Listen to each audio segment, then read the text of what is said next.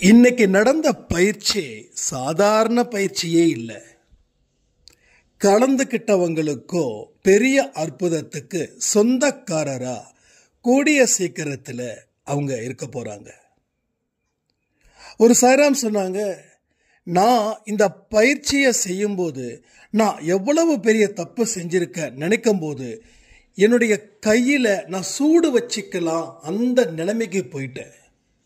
ஏன்னா இந்த பதிவு எனக்கு அப்படிப்பட்ட பல உண்மைகளை எனக்குள்ள வெளியில கொண்டு வந்தது அப்படின்னாங்க. கடவுளுடைய துணை இல்லாம எதையுமே செய்ய முடியாது. அப்ப நீங்க செஞ்சிருக்கீங்க அப்படின்னா கடவுளோட துணை உங்களுக்கு இருக்குதுன்னு அர்த்தம். கடவுள் துணை இருந்தும் நம்ம வாழ்க்கையில வாழணும்ல, அதற்கு தான் நம்ம எல்லா விஷயத்தையும் இங்க சரி பண்ணுறோம். தேவையில்லாத பகுதிகளை வெட்டி எடுத்தா தேவையான பகுதி மதிப்பு மிக்கதா இருக்கும். தேவையில்லாத பகுதிகளை வெட்டுறது தான் அன்பே சாயில இருக்கக்கூடிய ஒரு பதிவுகளும். வாழ்க்கையில கண்டதை நம்புறோம், அதுதான் உண்மைன்னு. ஆனா அதுதான் நம்ம வாழ்க்கையே சீரழிச்சதுன்றத இந்த பயிற்சியின் மூலமா நம்ம தெரிஞ்சிருக்கலாம். உங்களை பத்தி நிறைய ரகசியத்தை கடவுள் இன்னைக்கு சொல்லியிருக்காரு. கடவுள் எத்தனையோ பேருக்கு தியானத்தின் மூலமாக, ஈக்களின் மூலமாக, வெட்டுக்கிளியின் மூலமாக இன்னைக்கு நடந்திருக்குது. அப்போ நாம அதிசயத்துக்கு சொந்தக்காரர் தானே.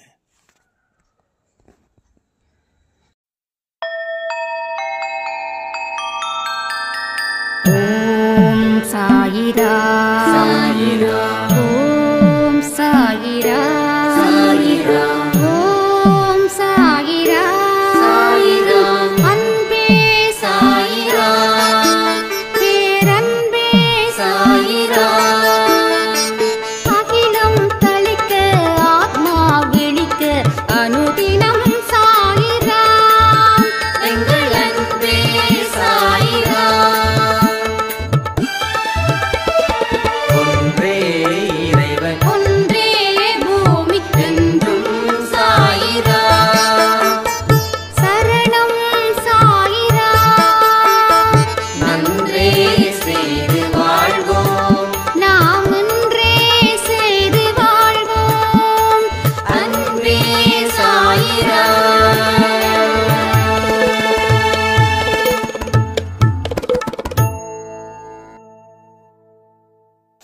சாய்ராம்.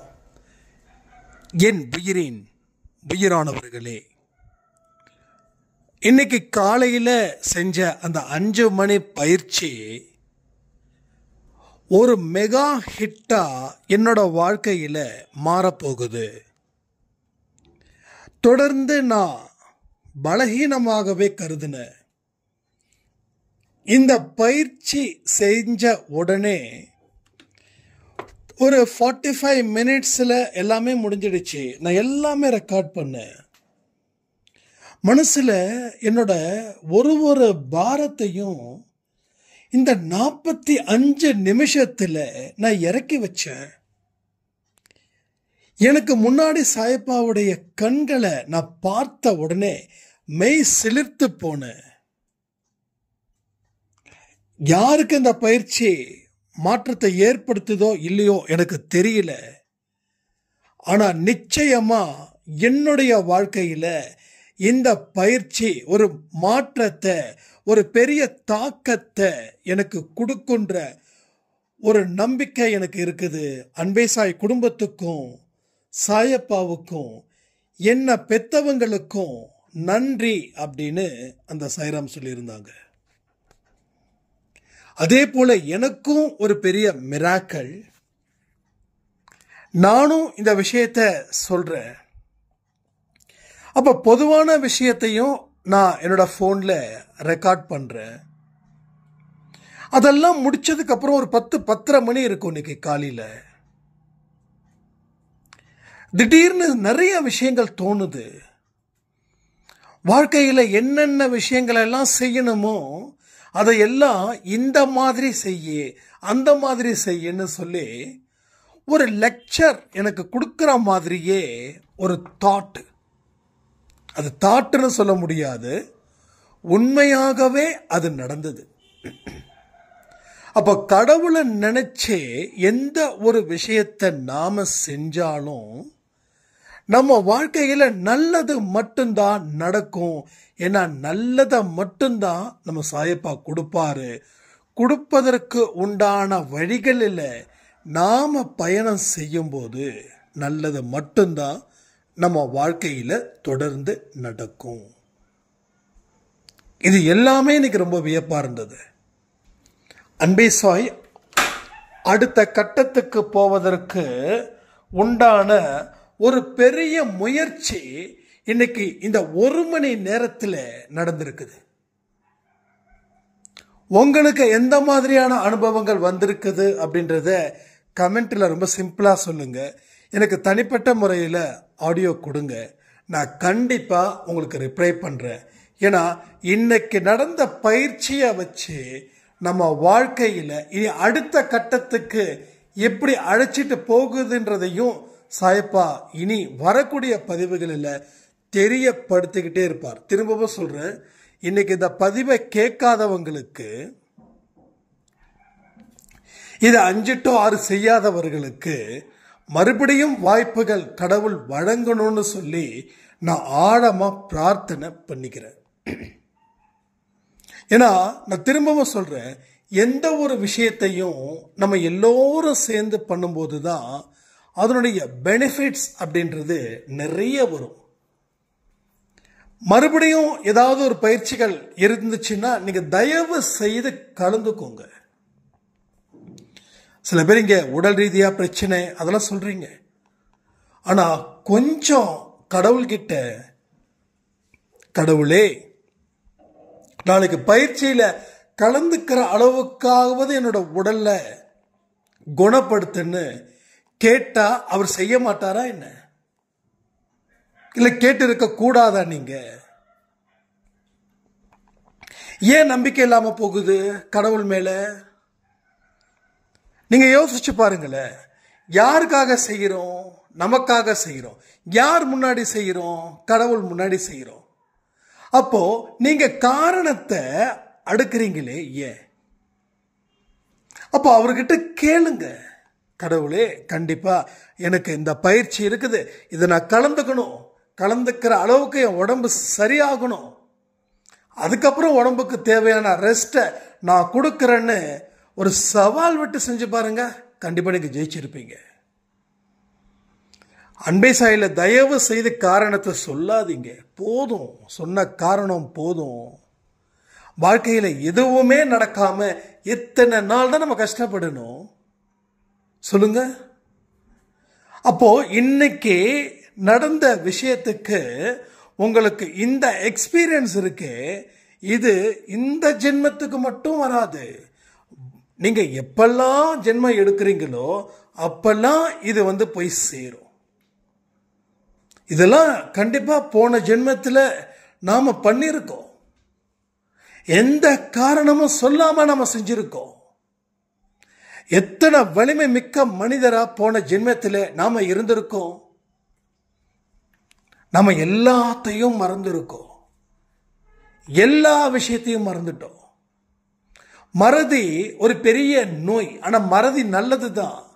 ஆனா அதே மறதி நம்ம யாரு அப்படின்றத கூட தெரிஞ்சிக்க முடியாத அளவுக்கு இருக்குது. நான் திரும்பவும் சொல்றேன், நீங்க எல்லாருமே கடவுளுடைய செல்ல குழந்தைங்க.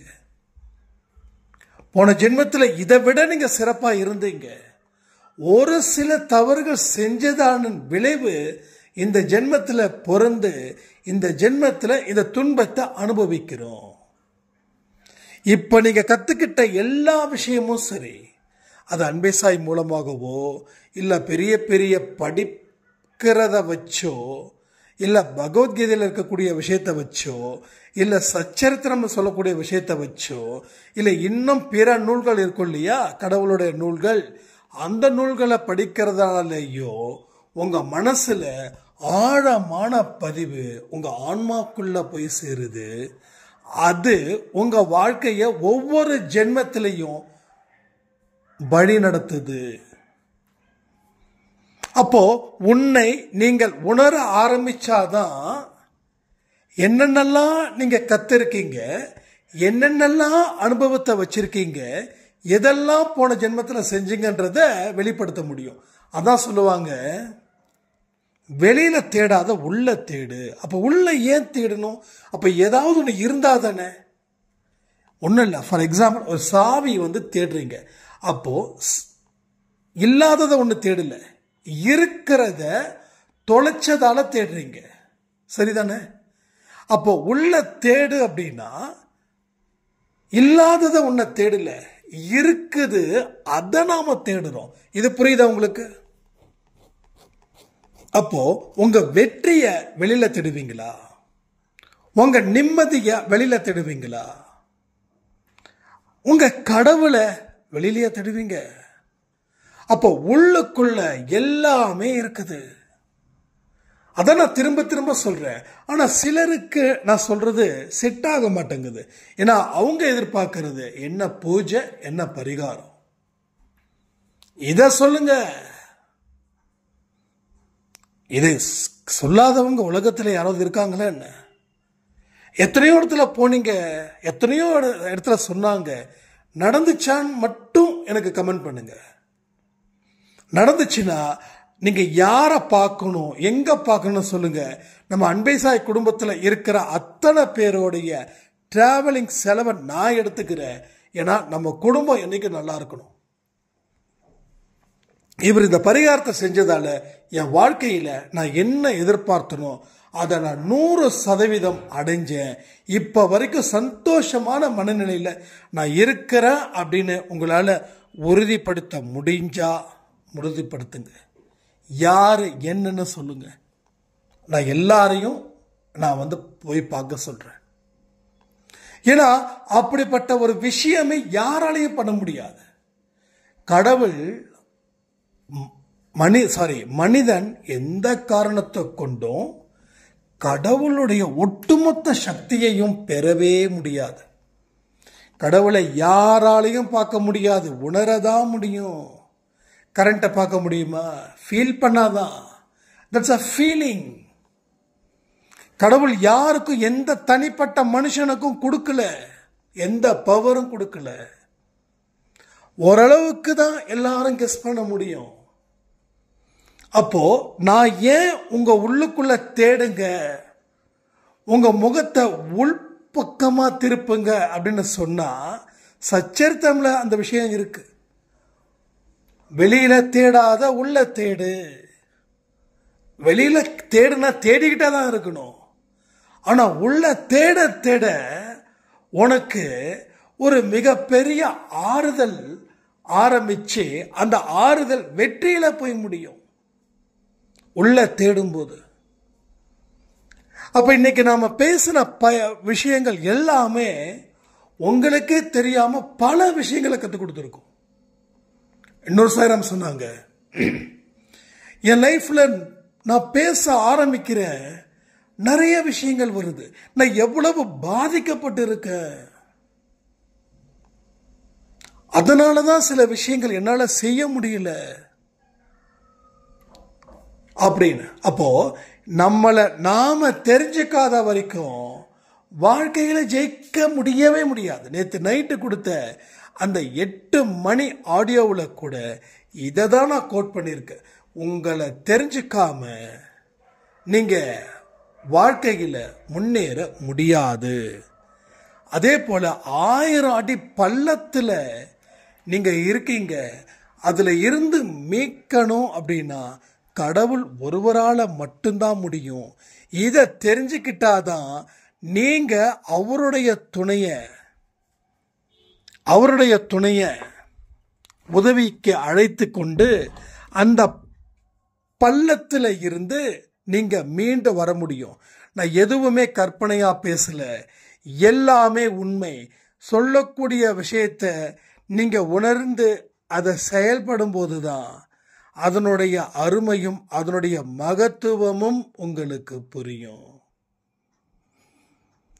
இல்லைன்னா கண்டதை நம்புவோம், அது பலிக்கணும் நம்புவோம். எதிர்பார்த்து காத்துக்கிட்டு இருப்போம். ஆனா அது ஒரு நாள் பொய்யா போயிடும். பொய்யா போயிடுச்சுன்னா என்ன ஆகும்? வாழ்க்கை வெறுத்து போயிடும். வெறுத்து போயிட்டா என்ன ஆகும்? வாழ்க்கையில எந்த விதமான சந்தோஷமும் வந்தாலும், எந்த விதமான சந்தோஷம் வந்தாலும் அது நிலைச்சு நிற்காது. அப்ப எது நிலைச்சு நிற்கிற மாதிரி ஒரு மாயை உருவாக்கும் அப்படின்னா, துன்பம்தான் உனக்கு. துன்பத்தை தாண்டி உனக்கு எதுவுமே கிடையாது. ஸோ துன்பத்தை தாண்டி உன்னால் எதுவுமே ஜெயிக்க முடியாது, வாழ முடியாது, வளர முடியாது, இனி உன்னை யாராலையும் காப்பாற்ற முடியாது அப்படின்ற ஒரு பொய்யான பிரச்சாரத்தை உங்க மனசுக்குள்ள போட்டு வதைக்கும். அப்ப எது சந்தோஷம் எது துக்கம் அப்படின்னு தெரியாது. சந்தோஷத்தை கூட துக்கமாவே பார்ப்பீங்க. ஜெனரலா யோசிச்சு பாருங்களேன். நம்ம சந்தோஷமா ஹாப்பியா மைண்டா இருப்போம். அப்ப நமக்குள்ள ஒரு கிறுக்கு புத்தி உள்ள வரும். இந்த சந்தோஷம் நினைச்சா எவ்வளவு நல்லா இருக்கும். நினைச்ச உடனே அந்த சந்தோஷம் போயிடும். ஏன்னா நம்ம நினைச்சது ஏகப்பட்ட விஷயங்களை. இப்போ சந்தோஷமா இருக்கிறோம் அப்படின்ற ஒரு தாட்டில் ஒரு மன ரீதியா நம்ம இருந்திருந்தா அடுத்ததும் நமக்கு சந்தோஷத்தை கொடுத்துருக்கோம். ஆனா இந்த சந்தோஷம் போயிடுமோ அப்படின்னு நினைச்சு பாஸ்ட் லைஃபை கனெக்ட் பண்ணுவோம். கனெக்ட் பண்ண உடனே அந்த வாழ்க்கைக்கு போயிடுவோம். அப்ப இந்த சந்தோஷத்தை தூக்கி எரிஞ்சிடுவோம். இதான் நடக்குது. இதுக்கெல்லாம் காரணமா அமையிறது என்னன்னா, வாழ்க்கையில இருக்கக்கூடிய வெறுக்கும் தன்மை.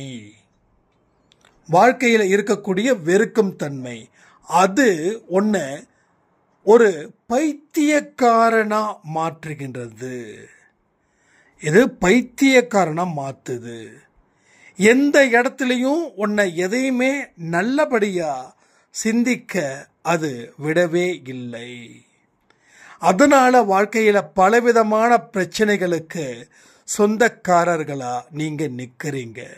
இது எல்லாமே கூட்டி கடிச்சு கணக்கு பாருங்க. என்ன நிற்கும் தெரியுமா? அதிகப்படியான துன்பம் மட்டுமே நிற்கும். கரெக்டா இல்லையா? நான் சொல்றது ஒரு வார்த்தை தப்பு இருந்தா நீங்க கமெண்ட் பண்ணுங்க. அவ்வளோ நம்பிக்கை எனக்கு. ஏன்னா இது என்னுடைய அறிவினால நான் பேசவே இல்லை. அவர் கொடுக்கக்கூடிய விஷயத்த நான் உங்ககிட்ட சொல்றேன். அதை வச்சுதான் சொல்றேன். அப்போ 99% துன்பம், கடவுள் 100% சந்தோஷத்தை கொடுக்கிறார். அது தெரியுமா உங்களுக்கு? 100% ஹாப்பினஸ், 100% கான்ஃபிடென்ட், இந்த ரெண்டுத்தையும் அவர் கொடுக்கிறாரு. ஆனா நாம அதை அப்படியே மாத்துறோம். 100% துன்பத்தையும் 100% அவநம்பிக்கையும் மாற்றிக்கொண்டே இருக்கிறோம். இதுதான் தொடர்ந்து தொடர்ந்து தொடர்ந்து இங்க நடக்குது. தரித்திரம் அப்படின்றது நிரந்தரமாக்கப்படுகிறது. இன்னைக்கு காலையில நம்ம சொன்னோம் இந்த பயிற்சின்னு. நேத்து 12 மணி ஆடியோவும் கொடுத்தோம், நேத்து 8 மணி ஆடியோவும் கொடுத்தோம். ஆனா கலந்துகிட்டவங்க ஓப்பனா சொல்லணும்னா நான் எதிர்பார்த்ததை விட ரொம்ப கம்மி. எல்லா காரணம் வருது இப்போ தொடர்ந்து. இல்லை நான் பார்க்கல, நான் ஆடியோ கேட்கல, கேட்டிருந்தேன். அப்போ நான் என்ன சொல்ல முடியும்? ஒவ்வொருத்தவங்களுக்கும் தனிப்பட்ட முறையில் நான் அனுப்ப முடியுமா? சொல்லுங்க, நீங்களே சொல்லுங்க. அப்போ நான் ஏன் ஸ்டேட்டஸ் வைக்கிறேன்? என்னுடைய ஃபோட்டோவை எக்ஸ்போஸ் பண்ணிக்கிட்டே இருக்கணுமா? இப்போ என்னோட ஃபோட்டோ வைக்கிறதுக்கே எனக்கு பிடிக்கல. ஏன்னா இனிமே இந்த இது பொறுத்த வரைக்கும் நாம் என்ன பேசுகிறோமோ அந்த விஷயத்துக்காக மட்டும்தான் நான் செய்யணும் அப்படின்னு நான் முடிவு பண்ணியிருக்கேன். நான் ஏன்னா அடுத்த கட்டத்துக்கு நம்ம போகணும், அடுத்த இடத்துக்கு நம்ம போகணும். அதனால தான் நான் சொல்கிறேன், உங்களோட எல்லா நம்பரையும் நான் சேவ் பண்ணுறேன். சேவ் பண்ணாத நம்பர்ஸே கிடையாது. எல்லா நம்பரும், ஒரு நம்பர் கூட மிஸ் ஆகலை. எதுக்காகனா நாம் வைக்கிற விஷயங்கள் ஒவ்வொன்றும், ஏன்னா நீங்கள் ஒரு அன்பேசாய் குடும்பத்தில் இணைஞ்சு இருக்கீங்கன்னா இங்கே என்னென்னலாம் நடக்குது அதை நீங்கள் செய்யணுன்றதுக்காக தான். ஓகேங்களா? அப்போ நான் ஸ்டேட்டஸ் வைக்கிறது அது நம்ம வாழ்க்கைக்கான ஒரு முயற்சி, ஒரு திருப்பு முனை. அப்ப அதை நீங்க புரிஞ்சுக்கணும்ல. அப்ப நீங்க பார்க்காதது யார் பொறுப்பு, கேட்காதது யார் பொறுப்பு? கதவை தட்டும் போது திறக்கல, அதனால வந்த கெஸ்ட் போயிட்டாங்க. ஒருவேளை கதவை திறந்திருந்தா அந்த கெஸ்ட் உங்க வாழ்க்கையில இருக்கக்கூடிய பிரச்சனைகளை தீர்த்திருப்பாங்களா இல்லையா? ஐயோ, நான் கதவு திறக்காம போயிட்டேனே, வந்தவர் வந்து அவ்வளோ தூரம் நான் காத்திருந்தேனே, நம்ம சொல்றோமா இல்லையா? அதே போலதான் ஏதோ ஒரு பதிவு உங்க வாழ்க்கையை மாற்றும். அப்ப எல்லா பதிவையும் கேட்டாதான் நீங்க அது கூட டிராவல் பண்ண முடியும். நான் ஒத்துக்கிறேன், ஒரு பதிவும் 30 நிமிஷம் 40 நிமிஷம் அப்படின்னு.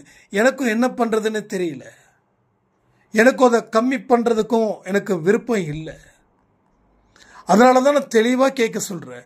நீங்க கேளுங்க கேளுங்க, கேட்டுக்கிட்டே இருங்க. இது எஃப்எம் மாதிரி சொல்ல நினைக்க வேண்டாம். இதை நீங்க கேட்க கேட்கதான் உங்க பிரச்சனைகளுடைய ஒட்டுமொத்த விஷயமும் குறையும் இல்லாம போகும். திரும்பவும் சொல்றேனே, அன்பே சாயில கேட்கக்கூடிய விஷயத்தை செய்யக்கூடியவங்களுக்கு வாழ்க்கையில ஒரு தெளிவும் ஒரு நம்பிக்கையும் ஒரு துணிச்சலும் வந்திருக்குது. நீங்க எந்த அளவுக்கு நம்பிக்கையோட கேட்கிறீங்களோ அதை பொறுத்து, எந்த அளவுக்கு முழுமையா உட்கார்ந்து அதை கவனத்தை வைக்கிறீங்களோ அதை பொறுத்து. 10 நிமிஷம் பேசிட்டு ஓகே நமக்கு சம்பந்தப்படாததை அவரு பேசுறாரு அதனால தேவையில்லைன்னா 11வது நிமிஷத்துல உங்களுக்கு சம்பந்தப்பட்ட விஷயமும் வந்திருக்கும். சாய்ராம் தான் சொன்னாங்க, நான் அடிக்கடி வந்து 10 நிமிஷம் 12 நிமிஷம் கேட்பேன் சாய்ராம், ஒருவேளை என்னுடைய வாழ்க்கைக்கு ரிலேட்டடா இருக்கிற மாதிரி இருந்துச்சுன்னா நான் முழுசா கேட்பேன். அப்ப நீங்க கடன் பிரச்சனை பத்தி பேசுவீங்க, ஆனா என் வாழ்க்கையில என் கணவர் திருந்தணுன்ற இடத்துல நான் இருக்கிறேன், அப்ப எனக்கு கடன் பிரச்சனை இல்லை, அதனால நான் என்ன பண்ணுவேன், அதை கேட்டு நிறுத்திடுவேன். ஆனா ஒரு நாள் நீங்க சொன்னீங்க, கொடுக்கிற ஆடியோவை முழுசா கேளுங்க, அப்பதான் நிறைய விஷயங்கள் புரியும்னு. அடுத்த ஆடியோவை கேட்டேன், ஃபர்ஸ்ட் 10 நிமிஷம் எனக்கு சம்பந்தம் இல்லாததா இருந்தது, அதை நான் நிறுத்தலான்னு நினைக்கும் போது இல்லை அவர் முழுசா கேட்க சொன்னார்னு கேட்கும்போது அடுத்தது என்னுடைய வாழ்க்கைக்கு தேவையானதையும் நீங்க பேசுனீங்க. என் கண்ணு கலங்குச்சு, நான் கடவுளுக்கு நன்றி செலுத்தினேன். அதுக்கப்புறம் தொடர்ந்து அந்த 20 நிமிஷமோ 30 நிமிஷமோ 40 நிமிஷமோ நீங்க பேசுறத நான் கேட்கிறேன், கேட்டு அதுல நிறைய டிப்ஸ் எடுக்கிறேன். இன்னைக்கு என்னுடைய கணவர் திருந்திட்டாரு, என்னுடைய கணவர் திருந்திட்டார். அப்ப எப்படி அவர் திருந்தினாருன்னா, சொல்லக்கூடிய விஷயத்த 100% நம்பிக்கை வச்சு நீங்க மனசையும் செயலையும் அதுல ஈடுபட்டனதால உங்களுக்கு நடந்துச்சு. இவங்க பண்ணல, நடக்கல, நீங்க முழுசா பதிவை கேட்டீங்க, அதுல இருக்கக்கூடிய விஷயத்த செஞ்சீங்க, உங்க வாழ்க்கையில மாற்றத்தை மெல்ல மெல்ல கொடுக்கிறாரு, மெல்ல மெல்ல. அதே சாரம் இன்னைக்கு சொல்லியிருந்தாங்க, அண்ணா முன்ன விட இப்ப ரொம்ப டெவலப்பு என்னோட கணவர், ஆனா இன்னைக்கு காலையில செஞ்ச பயிற்சி, நானும் இப்படி இதெல்லாம் பேசுறேன், உண்மையிலே சொல்றேன், இது வந்து நான் பேசுனது நினைச்சது வேற, ஆனா இன்னைக்கு நான் ஆடியோவில் ரெக்கார்ட் பண்ணது டோட்டலா வேற. காலையில பேசுனதை கேட்டு மறுபடியும் நான் 10 மணிக்கு வீட்டில் யாரும் இல்லாதப்ப திருப்பி நான் கேட்கிறேன். கேட்கும் போது என்னோட ஒட்டுமொத்த ஒரு வைப்ரேஷன், அதை சொல்றதுக்கு வார்த்தையே இல்லை. உடனே ஒரு பாயிண்ட் பண்ணிக்கிட்டேன், எதெல்லாம் நம்ம விடணும் அப்படின்னு. ஸோ விட வேண்டியது ஏகப்பட்டது இருக்குது. அது இதெல்லாம் விடணும்னு முடிவு பண்ணதுக்கு அப்புறம் மனசுல அவ்வளவு ஒரு அமைதி, அவ்வளவு ஒரு நம்பிக்கை எனக்குள்ள வந்துச்சு. உண்மையிலே சொல்றேன், கடவுள் இருக்கிறாருன்னா, நம்ம ஆடியோ ரெக்கார்ட் பண்ணும் போதே அவர் இன்னும் நம்ம மறந்த பாயிண்ட்டையும் அவர் எடுத்து கொடுத்தாரு. யோசிக்கவே இல்லை, கடன்னு பேசிட்டேன் அப்படி. ஸோ எவ்வளவு பெரிய அற்புதத்துக்கு சொந்தக்காரரா நாம இருக்கிறோம் அப்படின்றத மட்டும் இந்த பதிவு கேட்டு பாருங்களேன். அப்ப நாம செய்யற ஒவ்வொரு விஷயங்களுக்கும் இங்க பாஸ் மார்க் கிடைச்சுக்கிட்டே இருக்குது. இது வரைக்கும் நாம ஏதோ பண்ணோம், பட் எல்லாமே ஃபெயிலியரை நோக்கி போச்சு. ஏன் போச்சு, எதுக்கு போச்சு அப்படின்னா சரியான கேள்விக்கு சரியான பதில் இல்லை. ஸோ அதனால நமக்கு ஃபெயிலியர் நிறைய நிறைய நிறைய நிறைய வந்துச்சு. ஆனால் இப்போ எந்த கேள்விக்கு என்ன பதிலோ அந்த பதிலை எழுதுறதால நாம பாஸ் மார்க் வாங்கிட்டு இருக்கோம். அப்ப கடவுள் நமக்கு அற்புதத்தை கொடுப்பாரா, கொடுக்க மாட்டாரா?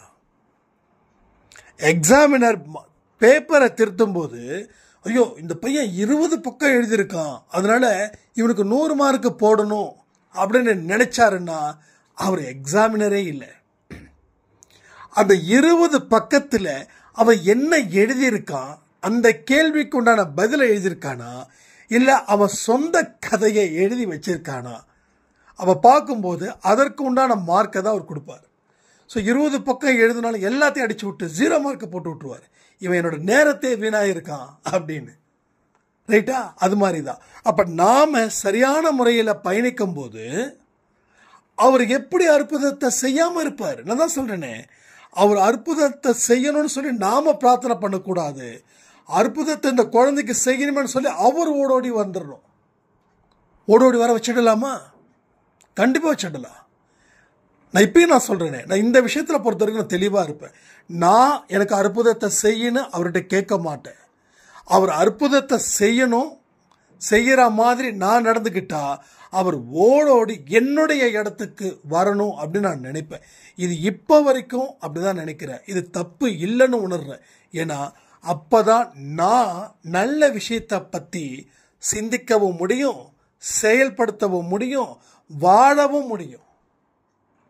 ஸோ நல்லவர்களுக்கு கண்டிப்பா யாரோ என்னென்னமோ சொல்றாங்க, நல்லவர்களை கடவுள் சோதிப்பாருன்னு. சோதிக்கிறது என்ன, அவரோட வேலையா என்ன? நாம நல்ல விஷயங்களை செய்யும் போது அது மற்றவங்களுக்கு பிரச்சனை வரும்போது அவங்க கஷ்டத்தை கொடுக்குறாங்க. இந்த உலகம் பொய்யானவர்களே நம்புது. இப்போ ஒரு சாய்ராம் இருக்காங்க, எங்கிட்ட பேசுறாங்க. அவங்க கிட்ட நீங்க சரியில்லை அப்படின்னா என்ன தோணும் உங்களுக்கு? என்ன சரியில்லைன்னு சொல்லுவாங்க. என்னங்க இப்படி சொல்லிட்டீங்களேன்னு சொல்லுவாங்க. சொல்லுவாங்களா சொல்ல மாட்டாங்களா? சொல்லுவாங்க. அப்போ அவங்க கிட்ட ஒரு பொய்யா சொன்னா வச்சுக்கோங்க, நீங்க சரியானவங்க, சூப்பரானவங்க, நல்லா பேசுறீங்க, நல்லா பழகுறீங்க, பயங்கரமா திங்க் பண்றீங்க அப்படின்னு சொன்னா எனக்கு கொண்டாடுவாங்க. ஏன்னா இந்த உலகம் அப்படிப்பட்டது தான். ஆனா இப்ப நான் யாருடைய முகத்திலையும் சட்டுன்னு சொல்றது இல்லை. ஏன்னா கடவுள் சொல்லியிருக்காரு, நீ நல்லவன்ற திமிர் உனக்கு இருந்து மற்றவன் சரியில்லைன்னா நேருக்கு நேரா சொல்லி அவனுடைய மனசை பலகீனப்படுத்தாத. ஒன்று சரின்னு சொல்லிட்டு போயிடு, இல்லைன்னா ஒதுங்கிடுன்றார். நான் என்ன பண்றேன்னா ஒதுங்கிடுறேன். சரின்னு சொல்லவும் முடியல. இப்ப நாம சரின்னு சொல்லிட்டா அது அவங்க தப்பா அவங்களுக்கு லீட் பண்ணிடக்கூடாது இல்லையா? ஆனா நான் என்ன பண்றேன், ஒதுங்கிடுறேன். அதையும் மீறி பேச வேண்டிய ஒரு நிலை வந்துச்சுன்னா நான் அந்த இடத்துல அதிகமாக நிற்கிறது இல்லை. ஒரு ஹாய் சொல்லிட்டு ஒரு பாய் சொல்லிட்டு போயிடுறேன். ஏன்னா எந்த இடத்துலையும் எந்த மனுஷனை காயப்படுத்தினாலும் அவர் என்ன தெரியுமா சொல்றாரு, சாயப்பா என்ன காயப்படுத்துறதுக்கு சமம்னு அவர் சொல்றாரு. நாம யாரையாவது ஒரு மோசமானவனை கூட நாம திட்டி அவன் ஃபீல் பண்ணானா அந்த கஷ்டம் அவருக்கு போய் சேருதான், சாயப்பாவுக்கு. அப்ப யாரையும் மன ரீதியாக உடல் ரீதியாக காயப்படுத்தவே கூடாது. அப்போ அதுவும் நாம செய்யணும். அப்போ எல்லா இடத்துலையும் நீங்க பெர்ஃபெக்ட் பண்றீங்க அப்படின்னும் போது அப்போ இந்த உலகம் நீங்க உண்மையா இருக்கும்போது இந்த உலகம் உங்களை ஒதுக்கி வைக்குது. அப்ப கடவுள் சோதிக்கல. ஏன்னா எல்லா மனுஷனுக்கும் உண்மையா இருக்க பிடிக்கல. எல்லா மனுஷனும் ஒரு பொய்யான ஒரு புகழ்ச்சியை கொடுத்துக்கிட்டே இருக்கணும் அப்படின்னு நினைக்கிறான். அதுதான் உண்மைன்னு நம்புறான். கடைசியில் அது பொய் அப்படின்னும் போது அவனுக்கு கஷ்டம் வந்துடுது. இப்போ உங்ககிட்ட யாராவது உண்மையை பேசுனாங்கன்னா சந்தோஷப்படுங்க. நமக்கு கடவுள் இந்த மனுஷங்க மூலமா திருத்துறாருன்னு நினைங்க. ஆனா நீங்க யாருக்கிட்டையும் வாய் கொடுக்க வேண்டாம். ஏன்னா உங்களுடைய அறிவு கடவுள் சம்பந்தப்பட்டதா இருக்குது, அவர்களுடைய அறிவு அவர்கள் சம்பந்தப்பட்டதாக இருக்குது. நாம கடவுள் வழியில போறோம் அப்படின்னா நாம சாயப்பாவோட வழியில போகும்போது அவருடைய குணாதிசயங்கள் என்னவோ அதுதான் நமக்கு இருக்கணும். அதுதான் முக்கியமானதும் கூட. இதெல்லாம் புரியதான் உங்க வாழ்க்கையில எவ்வளவு பெரிய ஒரு முக்கியமான பக்கத்தை நாம படிக்க போறோம், படிச்சு புரிஞ்சுக்க போறோம், புரிஞ்சுக்கிட்டு அதன்படி வாழ போறோம், வாழ்ந்து எப்படி சாதிக்க போறோம் அப்படின்ற வரைக்கும் நமக்கு தெரியும். ஸோ இன்னைக்கு நடந்த ஒரு மிராக்கல் காலையில் அந்த 1 hour உண்மையிலே சொல்ற கலந்துக்கிட்ட அத்தனை பேருமே வாழ்க்கையில் அடுத்த கட்டத்துக்கு தயாரானவர்கள். இந்த ஒரு தேர்ச்சியை அடைந்தவர்கள் அடுத்த தேர்ச்சிக்கு கடவுள் உங்களை அழைச்சிக்கிட்டு போவாரு. ஸோ நல்லா புரிஞ்சுக்கோங்க, வாழ்க்கைன்றது வாழ்வதற்காக தான். அது நல்லபடியாக வாழணுன்ற ஒரு எண்ணத்தை வச்சுக்கிட்டு வாழுங்க. உங்களுக்கு என்னென்ன கேள்விகள் சந்தேகங்கள் இருக்குதோ அதை எனக்கு வாட்ஸ்அப்பில் ஆடியோ கொடுங்க. ஒவ்வொரு கேள்விகளுக்கு பதில் சாய் 365 நாம் பப்ளிஷ் பண்ணலான்னு சொல்லி இந்த பதிவை நான் முடிக்கிறேன். ஜெய் சாய்ராம்.